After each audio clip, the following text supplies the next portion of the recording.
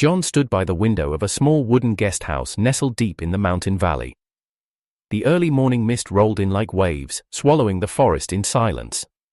His breath left a faint fog on the glass, but his eyes stayed fixed on the distant outline of pine trees. On the nightstand beside his bed lay a folded transfer letter, his official appointment as a schoolteacher in a village most maps didn't even mark, and a photo frame cracked at the corner. Inside it was a picture of Sophia, smiling in a lab coat, holding up a research award with Ryan by her side. He didn't bother turning the frame over, he already knew what it showed. John had lived this life before. He remembered how, in the past timeline, he had stayed in the city for her, watched her chase her career while he quietly disappeared into the background. At first, it was love, then loyalty, then inertia. But he had given up more than just time, he had given up himself. Sophia had always spoken with precision, the way scientists often do. And when she declined his second marriage proposal, she'd done it with the same professional detachment she used when reviewing a failed experiment. "I can't accept, John," she had said without meeting his eyes. "I've just received notice from the National Council. They're funding my climate adaptation study. It's a once-in-a-lifetime opportunity." It was the second time she'd chosen ambition over them, the second time he'd prepared his heart for her only to be met with a door softly closing in his face. John didn't argue, he didn't cry, he simply packed a single bag, folded the transfer letter, and left her a note. "You always told me the world needed saving, I think I do too, take care." That was a week ago. Now, standing in this mountain silence, he felt something he hadn't in years: stillness. There was no traffic, no glowing lab reports, no tension in the air, just wind brushing the sides of the guest house and a kettle hissing softly over a fire. He poured the hot water into a metal cup, stirred in instant coffee, and walked outside. The wooden porch creaked under his weight as he sat on a stool and let the steam rise into his face.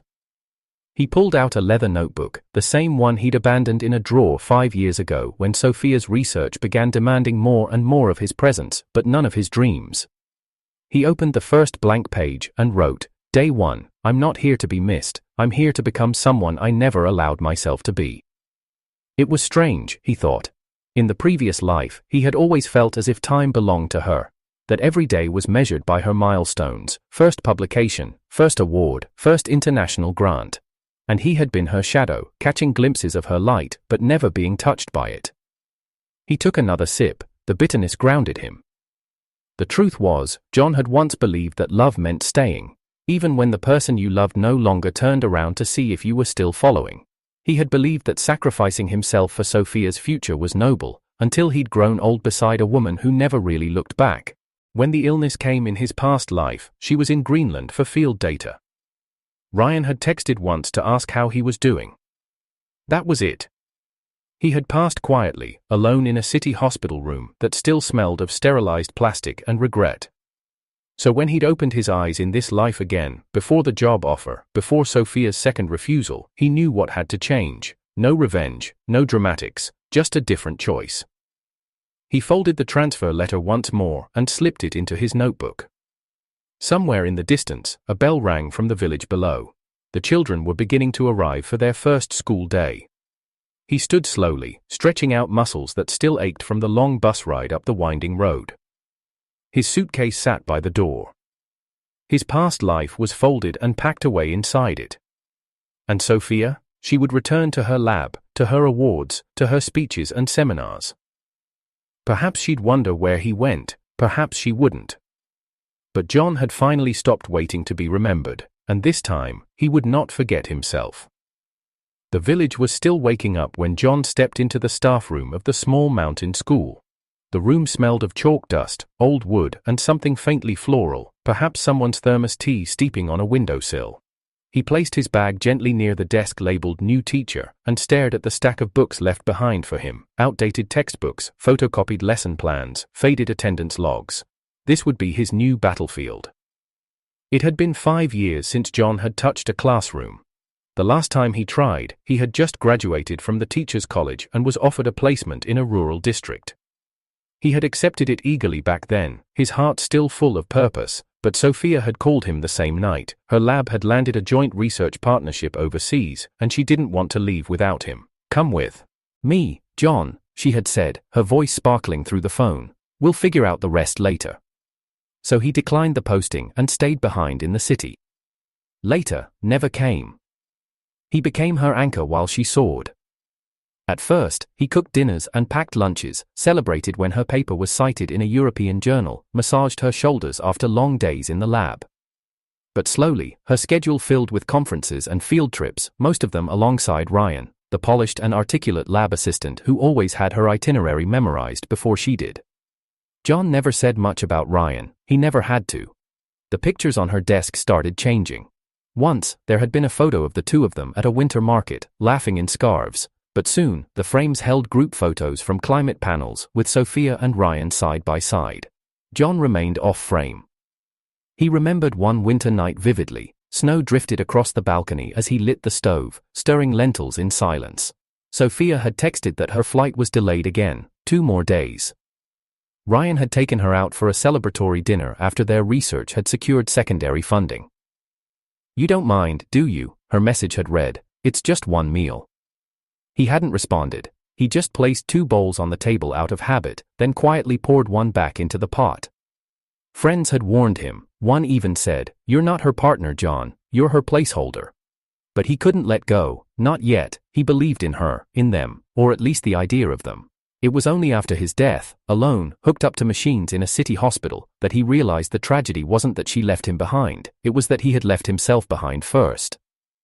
Now, he was 30 days into his second life, standing in the same shoes, given a rare chance to change his path.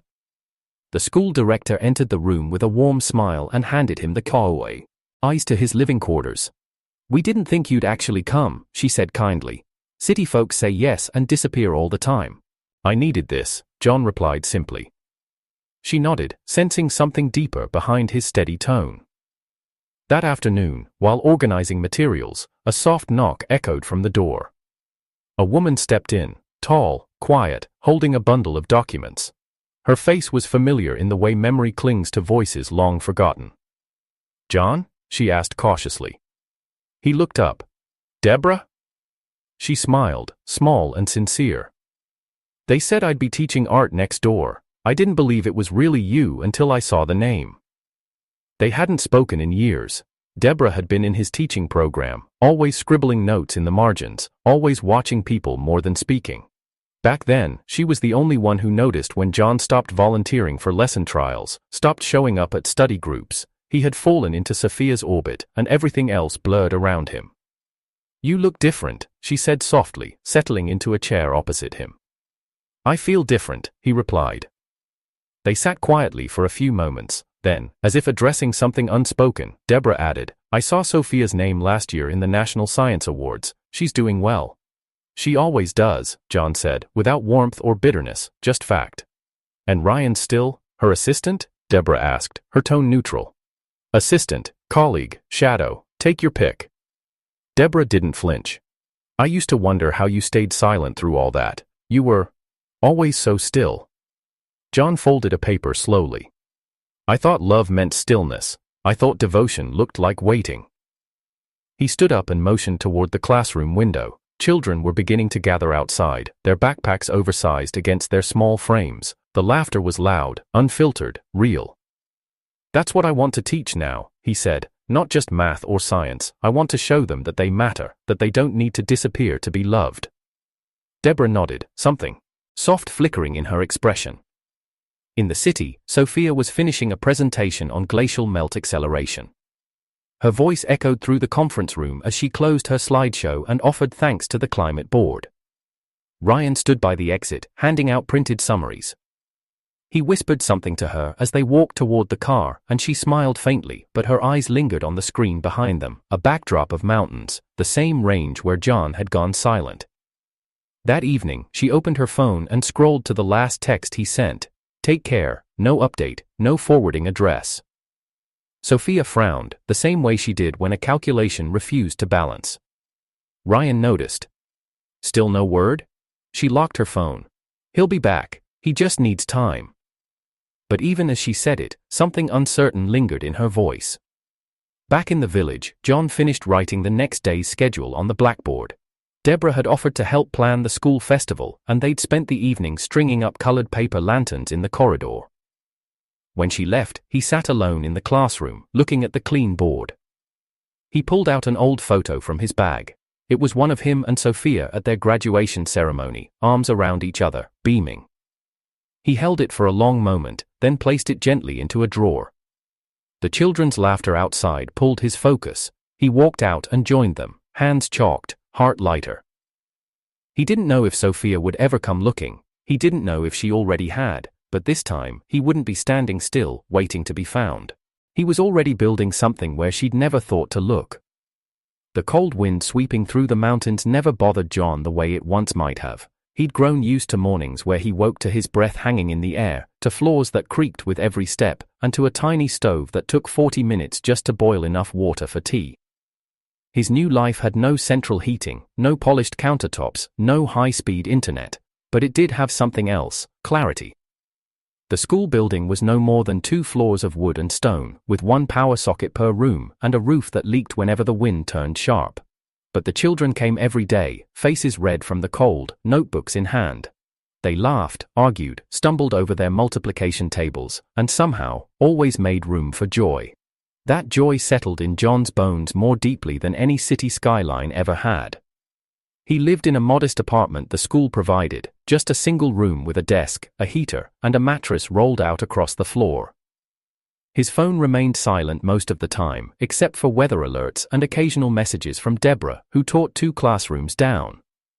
They had developed a quiet rhythm, walking to the market on Saturdays, taking turns boiling tea, discussing lesson plans under flickering lights. One day, as he marked a stack of math quizzes under the window's fading light, the phone vibrated against the desk. Sophia. John stared at the name on the screen, unmoving. The phone rang 4 more times that week. Each time, he let it pass. Back in the city, Sophia stood at the door of John's former apartment, staring at the empty room. His bookshelves had been cleared out. The mug she always left on the second shelf for morning coffee was gone. Even the curtain she once bought during a spring sale, faded blue with tiny birds stitched along the border, had been removed. Ryan Ling aired near the car parked outside, arms folded, sunglasses perched neatly over his perfectly styled hair. He didn't say anything, but his disapproval clung to the silence between them. Sophia dialed John again, voicemail. Later that evening, over dinner, she finally spoke. He didn't leave a forwarding address. Ryan kept eating. You were expecting what? That he'd send you postcards from the mountains? She didn't answer. They had another overseas conference coming up, Switzerland this time. Sophia should have been preparing for it, reviewing the glacier data, finalizing her keynote slides. Instead, she kept checking her phone, not for work updates, just one response. Back in the village, John stood in front of his class, explaining photosynthesis using green chalk and leaf cuttings from the hill behind the school. One boy, Ming, kept raising his hand with questions. Another girl, Lin, giggled every time he mispronounced chlorophyll. John smiled for the first time that week. At lunch, Deborah walked in with 2 sweet buns and handed one to him wordlessly. They sat under the staircase as children chased each other outside. You're quieter than usual, she finally said. John shrugged. Sophia called. Deborah nodded, unbothered. Are you going to talk to her? I already did, he replied. When? This morning. Deborah waited. She said, let's talk when you're back. I told her I'm not coming back. Deborah's expression didn't change, but she placed the uneaten half of her bun back in its paper wrapping, slowly. You said it like that? Yes. Good, she whispered. The next week, news trickled into the village through an old friend who worked at the university in the city. He had called John to check in. After a few updates about life in the mountains, he hesitated. John, just so you know, Sophia's been telling people you're taking a sabbatical, that you'll come back once you've cleared your head. John leaned against the wall of his small office, staring out at the mist rolling over the hills. Is that so? She said you were just emotional, that this was a phase. John laughed under his breath. It wasn't bitterness, just disbelief. You okay? His friend asked. I'm better than I've ever been. He ended the call and turned off the phone entirely. That evening, while arranging old chalkboards in the storage room, Deborah found him standing still, gripping a battered globe that had split along the equator. "She thinks I'm having a breakdown," John said without turning. "No," Deborah replied. "She thinks you'll always orbit her." John looked down at the cracked continents beneath his hands. "And maybe I did, for a long time." Sophia had always been the sun in their world, burning, blinding, impossible to approach without losing pieces of yourself. Ryan, at least, had made peace with orbiting. John never had. He returned to his classroom and wrote a new phrase on the blackboard. When a star dies, it creates space for something new. The students didn't fully understand it, but they copied it down with care. Meanwhile, in the city, Sophia tried to focus on her upcoming talk, but the words blurred. "I'm not coming back," echoed in her head louder than any audience applause. Ryan brought her coffee just as she finished another long evening of reviewing graphs. He placed the cup beside her and asked gently, "Still thinking about him?" She didn't answer. He tried again. "He'll return. It's just stress. He's not built for long-term isolation." Sophia looked up sharply. "He's stronger than you think."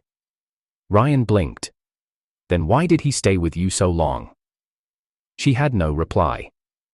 That night, she lay in bed, the light from her phone reflecting across the ceiling. She opened their old chat, messages from months ago, recipes, grocery lists, miss you texts, and then nothing. A single knee from John before the silence. "Don't worry, you'll be great." She almost believed that meant goodbye, almost. Back in the village, John taught in the snow with gloves on, white fog rising from his mouth as he read stories aloud. Deborah offered to take his afternoon class so he could rest, but he declined. He needed this. He needed purpose more than warmth. He carved lesson plans by lantern light, and in the quiet, began drafting an idea for an education paper, something he hadn't dared to do in years, not since he stopped believing in his own voice. One evening, Deborah brought over soup and sat beside him as he worked. "Did you ever think it would feel like this?" she asked. "Like what?" "Like being alone could mean healing, not punishment." He paused. "I thought I'd feel emptier. And now?" He looked at the notebook in his lap. "Now I just feel full." The mountains weren't easy, but neither was chasing someone who never turned around. He watched the fire burn low in the stove, and for once, didn't check his phone. He had nothing left to hear, and nothing left to prove. John had always believed he could live with silence, but mountain silence was different. It was thick, complete, it filled every corner of his small room and echoed even in the softest footsteps. And in that quiet, guilt sometimes slipped in like smoke under the door. Some nights, he asked himself whether he had walked away too quickly, whether he had failed to see that Sophia's second rejection wasn't malice, it was just who she was. Whether, by leaving so cleanly, he had turned his back on something salvageable. But then the mornings came. One morning, a student named Rui didn't show up for class. That evening, her older brother arrived at the school breathless. "She's sick," he said, "and Mama's away helping in the fields." John followed the boy down the snow-packed path to a one-room house leaning into the hillside. Rui lay shivering on a cot, her forehead blazing with fever. There were no clinics nearby, no medicine beyond a few crushed herbs. He spent the next 2 days by her side, checking her pulse, soaking cloth in cold water, reading fairy tales to keep her calm. On the third morning, she smiled and croaked, "Teacher John, you look like a panda." He blinked. "Why?" "Big black circles under your eyes," she giggled. That laugh stayed with him longer than guilt ever did. Back at school, he found small victories in every corner. A chalkboard lesson on empathy ended with one boy crying as he apologized to a classmate for stealing his pencil. A shy girl read her essay aloud for the first time, voice trembling but proud. These weren't grand changes, but they were real, and yet, the past refused to disappear entirely.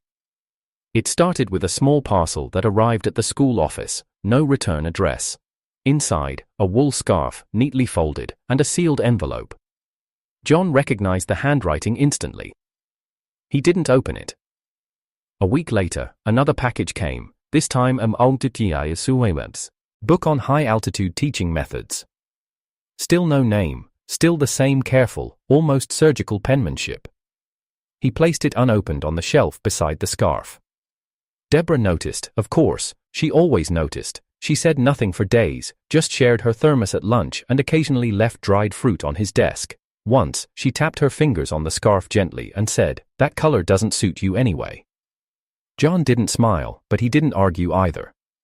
They took walks after school sometimes, tracing the mountain ridges in silence. Deborah always let him speak first, if he ever did. One evening, with frost crunching underfoot and twilight sinking fast, she finally broke their rule.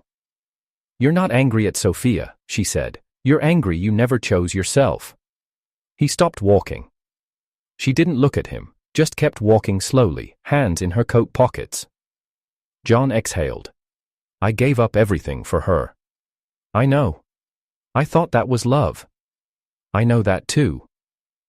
The next morning, he burned the scarf in the stove, quietly, without fanfare.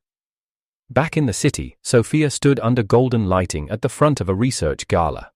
She wore a dark green dress, sleek and commanding. Around her were executives, scholars, foreign ambassadors. Applause followed every word of her speech on renewable climate models. When the projector shut off, she stepped away from the podium and glanced at the crowd. Ryan clapped politely near the bar. Someone from the ministry leaned in to offer congratulations. But in that long moment of stillness, Sophia looked at the edge of the stage. In her mind's eye, she saw where John might have stood, quietly, just behind the curtain, watching her with steady pride, not needing the spotlight, just there. He had always been there, and she had never looked sideways. Only forward. Always forward. After the gala, she returned home and found another envelope waiting at her door. This one wasn't from John, it was a follow-up from the school foundation. Her donation had reached the village. The woman on the phone had said the money had gone toward heating repairs. Sophia pressed the letter to her chest. She still hadn't heard from him. In the village, John opened his classroom cabinet and found the heating unit humming for the first time. The students clapped. He stood at the front, chalk in hand, staring at the warmth drifting from the old vent. "Who donated it?" one child asked. John paused. "A friend?" He didn't say more. At night, he walked past Deborah's quarters and noticed the light still on. He tapped once. She opened the door, a brush tucked behind her ear. "You paint?" he asked, surprised. Deborah shrugged. "I used to, before I stopped making time for myself." He stepped inside. On the table was a canvas of the school courtyard, children mid-laughter, trees dancing in wind, colors both real and imagined. "It's beautiful," John whispered. "You're in there too," she said softly. He looked closer. There he was, in the background, smaller than the others, a figure in gray, holding a chalkboard sign that read, "You Matter." He sat down across from her. "I think I'm beginning to understand," he said. "Not just what I gave up, but what I still have." Deborah smiled faintly. That's the part Sophia never saw. He didn't reply. He didn't need to. A few days later, another envelope arrived at his door. He didn't burn this one, he opened it. Inside was a short letter, written plainly. "I miss you, John, but I don't know if I miss loving you, or just being loved by you. Sophia." He folded the letter once, then placed it between the pages of a book on moral education. That day in class, he read aloud a passage to his students. To love someone is not just to stay when they're shining, it's to stay when they're lost and to let go when you're the one who's fading. He looked out the window as the children took notes. The mountains were still. But John no longer felt alone in their silence. He was finally standing in a life that echoed with his own voice. The first snow of late November dusted the village rooftops in white when Sophia arrived. No phone call, no message, just the low hum of a black car rolling up the narrow mountain road and stopping in front of the school gate. The children had gathered for morning assembly and paused, wide-eyed as the door opened and a woman in a cream coat stepped out. Sophia had changed, her sharp city heels swapped for boots, her lab coat replaced with soft knitwear, though her poise remained untouched. She spotted John from across the courtyard. He was holding a clipboard, directing students into rows. His eyes met hers. He didn't move. "Hello, John," she said. Silence stretched, and a few children began whispering. One bold boy tugged at his friend's sleeve and whispered too loudly, "Is that Teacher John's wife?" The whisper traveled like wildfire. "Is she going to teach too?" She looks rich. She's pretty, but she looks cold. Sophia heard every word. She smiled faintly and walked toward the staff room. John followed without invitation. Inside, he shut the door. "What are you doing here?" She removed her gloves, placed them on the desk, and looked him square in the eye. "I took a sabbatical." "To come here?" "To the nearby town. They have a small research facility. I needed air and clarity." "This isn't clarity," John replied. Sophia stepped closer, her tone quieter. "Ryan proposed." John blinked once. "I didn't say yes," she continued, folding her arms. "Because I wasn't done with you." He stared at her a moment longer before answering. "But I'm done with who I was." The words hit her harder than she expected. "I'm not here to fight," she said. "Just to be around. If that's not too much." John gestured to the far edge of the guest house layout pinned to the wall. "There's a spare room on the east side. No heat, the door sticks, but it's yours if you need it." She nodded, surprised by how clinical his tone had become. That evening, Deborah noticed the new arrival before anyone told her.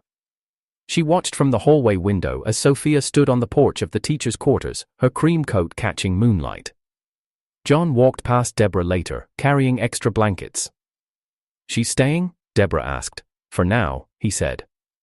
Deborah didn't press, but something in her eyes lingered, watchful, still. The next morning, the children burst into giggles when Sophia entered the courtyard carrying a thermos. One little girl ran up and grabbed her hand. "You're Teacher John's wife, right?" Sophia blinked. "I'm just visiting." "But you look like the picture," the girl insisted. "What picture?" "In his desk drawer, the one where he's smiling. You're next to him." Sophia knelt down and laughed softly. "Maybe a long time ago." She watched as the children scattered toward class. John stood near the gate, pretending not to listen. That afternoon, Sophia helped Deborah hang new curtains in the library. The tension between them was fragile but polite. "You've known him a long time, Sophia asked casually. "Since we were 20, Deborah replied without looking up. "I knew him when he was still trying to become someone." Sophia paused. "And now?" Deborah met her eyes for the first time. "Now he's not trying, he already is." The words lodged somewhere deep in Sophia's chest. That night, she knocked gently on John's door. He opened it halfway. "I wanted to explain," she said. "I don't need an explanation. I need to say it anyway." John stepped aside. She sat by the small desk while he remained standing. "Ryan proposed last month. It wasn't sudden. We've worked together for years. We understand each other's work, pace, lifestyle. Everyone assumed it was natural." "Isn't it?" John asked. Sophia looked down. "Maybe. But when he asked, all I could think about was you, not us, just you, the way you used to look at me, the way you made space for me, even when I never made space for you." John leaned against the wall, arms folded. "You never fought back," she continued. "I mistook that for weakness. But it wasn't. You were just quiet about your pain." He said nothing. "I came here thinking I could fix it, that if I just explained things, you'd still care." He looked at her, finally. "I do care." Her eyes lifted. "But that care doesn't belong to who I was," he added. "That version of me, he stayed for scraps. He thought love meant shrinking." Sophia swallowed. "This version of me," John continued, "teaches in broken rooms, eats with muddy hands, and finally feels full." She nodded, tears forming but not falling. "I'm not asking for your heart," she whispered. "Just a little space." "You have a room," he said gently. "That's enough." She stood to leave, but before walking out, she turned. "Would you believe me if I said I never loved Ryan the way I loved you?" John looked down at his hands. "No, but I'd believe you loved him the way you loved yourself, with Serta, Inti." The door closed behind her. Outside, Deborah stood by the corridor railing, arms crossed, watching frost form on the wooden planks. When Sophia passed by, Deborah offered nothing but a nod. Sophia paused. "Do you hate me?" Deborah's response was cool, measured. "No, but I know what it feels like to be second choice." That night, John sat alone in the classroom, erasing the day's lessons.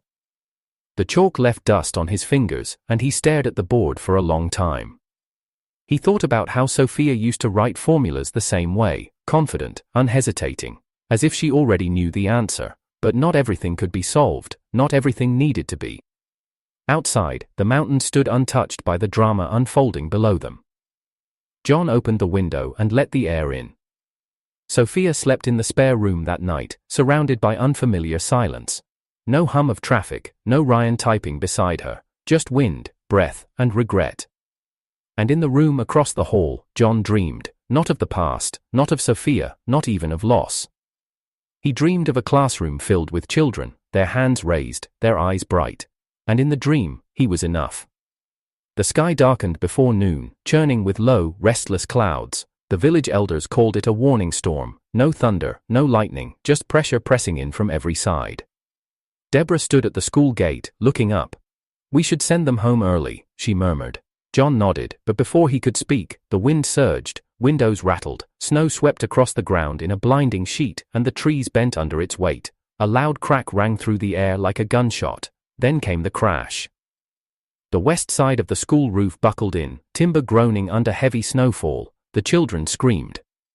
John didn't hesitate. He ran toward the crumbling corridor, debris already falling from the ceiling. Sophia, who had been reviewing inventory in the teacher's lounge, followed, breath caught in her throat. "Everyone out," John shouted, waving his arms. "Follow the wall, move fast, move low." They'd practiced this, the drills, the play, and he had insisted on them, even when others thought he was over-preparing. Now it saved lives. He found Ming under a desk, crying. Her leg was pinned by a fallen beam. Sophia appeared behind him, pale but determined. "Tell me what to do," she said. "Lift it with me, now." Together they shifted the beam enough for John to pull Ming out and carry her. Her small arms clung to his neck, her face streaked with tears. "Don't leave us, Teacher John," she whispered. His heart stuttered. He held her tighter. They reached the multi-purpose room, the only undamaged section of the school, and laid Ming down on a mat. Deborah arrived moments later with blankets. She touched John's shoulder. "We've accounted for everyone, no deaths, minor injuries." John sat beside Ming as she shivered under a wool throw. His fingers trembled with cold and something else, grief, relief, something wordless. Sophia knelt nearby, out of breath, cheeks flushed. "She's okay," she said, as if needing to hear it aloud. John nodded. "Thanks." She tried to smile, it broke halfway. For the rest of the day, they worked without stopping, distributing food, gathering bedding, blocking off dangerous areas. Deborah coordinated with the village leaders while John checked on each child personally. Sophia followed behind, learning by watching. By nightfall, the storm had buried the courtyard in 2 feet of snow. Inside the school's main hall, now converted into a sleeping area, John sat against a wall, exhausted. His jacket was damp, his body ached, but Ming was asleep beside him, her leg bandaged, her breathing steady. Sophia brought him a cup of hot broth and sat down next to him. "You were incredible today," she said softly. John didn't answer. "I didn't know what I was doing, I was terrified." "But you stayed," he murmured. "I wanted to help, I wanted to be worthy of standing beside you again." He looked at her. "I know I was selfish," she whispered, "but today, when that beam fell, I didn't think about my research, or Ryan, or anything, just the children, just you." She reached out, slowly, her fingers brushing the back of his hand. He didn't move. Then, gently but firmly, he pulled his hand away.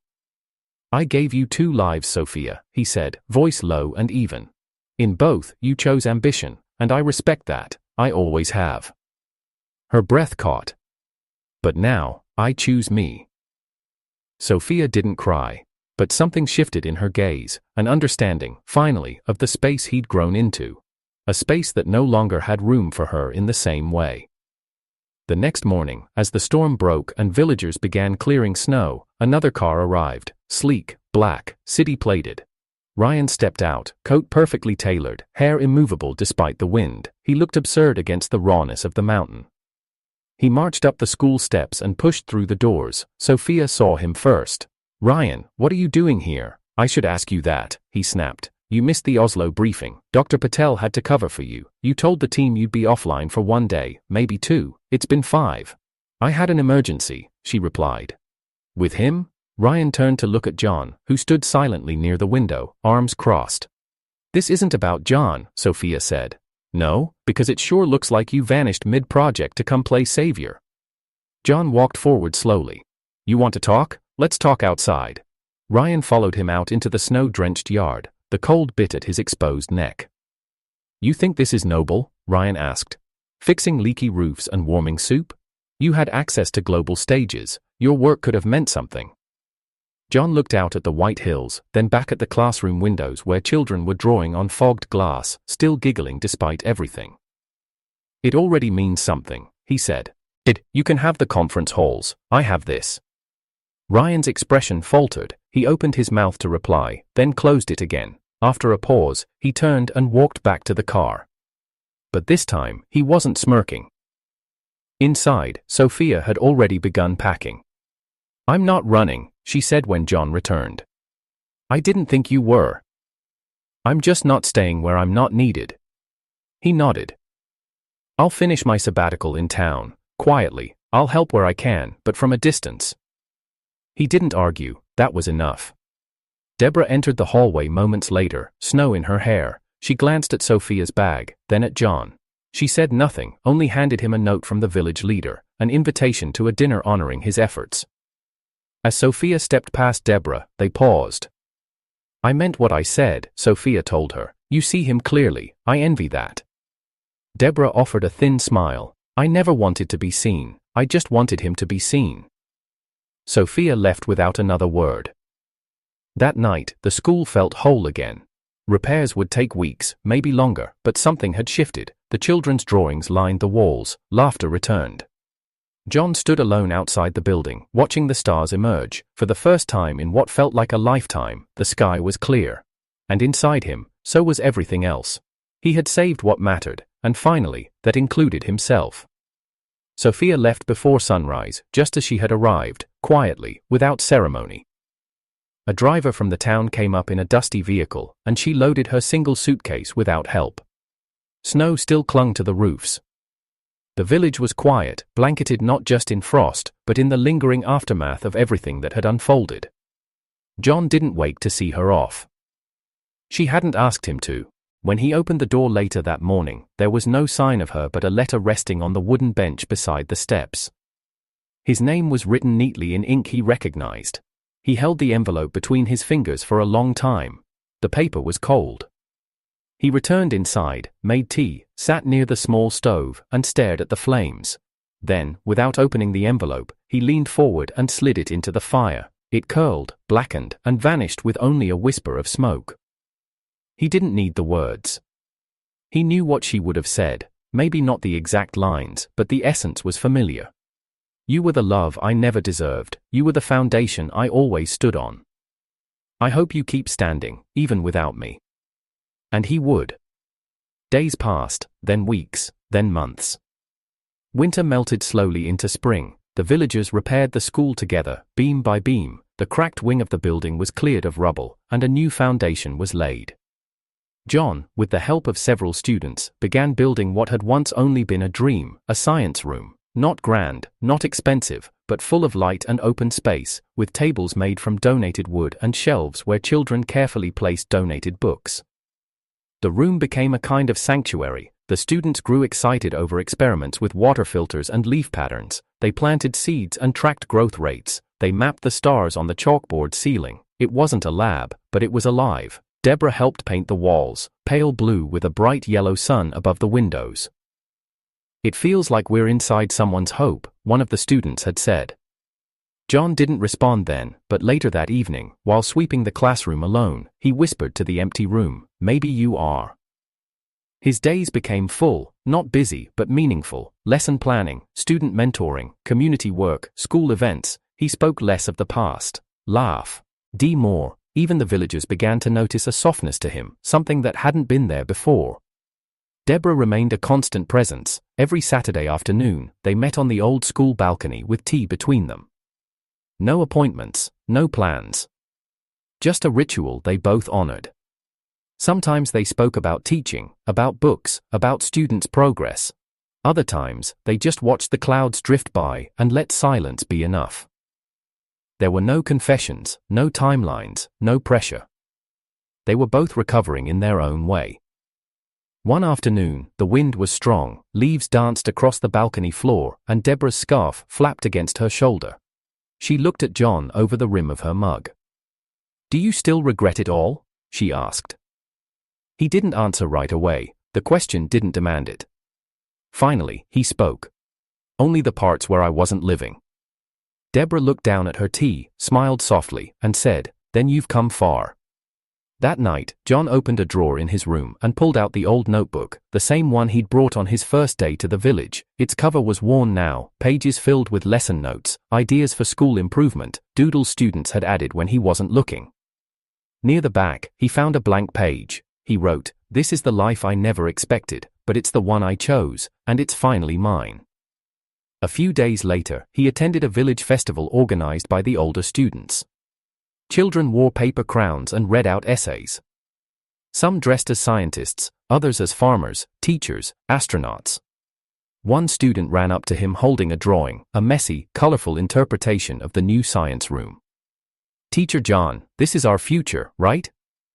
He looked at the paper, crayons smeared, stars sketched in the margins. "It's whatever you want it to be," he said.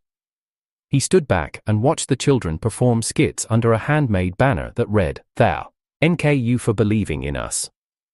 From somewhere in the crowd, Deborah met his gaze. She didn't wave, just nodded once, and that was enough. In the quiet that followed the festival, as he cleaned up wrappers and folded chairs, he thought again of Sophia, not with ache, not with longing, but as a name carved into his story. A chapter that mattered, even if it had ended. She had been the beginning of his undoing, but she had also pushed him to begin again. He had loved her, fully, quietly, and without demand, and in losing her, he had found himself. Now, the mountain wind no longer felt cold, it felt like breath. And every time he walked into the science room, surrounded by the voices of children learning, laughing, asking questions, he felt like he had come home. And this time, it was a home he had built with his own hands. 5 years had passed. The village school stood taller now, not just in structure, but in presence. The paint was fresh, the roof reinforced. Inside, new desks lined the classrooms, and solar panels fed the small science lab that had become the pride of the region. Once, they'd struggled to get textbooks. Now, reporters came to ask how the children were scoring in the top 10% nationally. John locked the main door for the evening and stepped onto the front steps.